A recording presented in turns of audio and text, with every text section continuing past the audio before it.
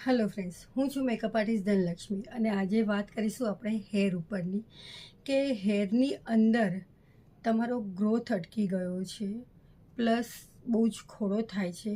તો એના માટે તમારે શું કરવું?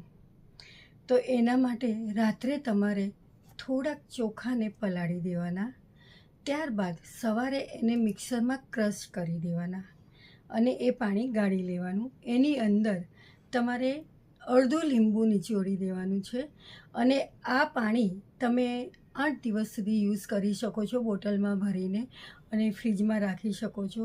રોજ રાત્રે સૂતી વખતે આ જે પાણી બનાવેલી બોટલ છે એનો સ્પ્રે તમારે આખા વાળમાં કરીને રાત્રે સૂઈ જવાનું છે, જેનાથી તમારા વાળ સ્મૂથ થશે અને ખોડો અટકી જશે અને જે ઉગવાનું જે બંધ થઈ ગયું છે એ પ્રક્રિયા ફરીથી ચાલુ થઈ જશે.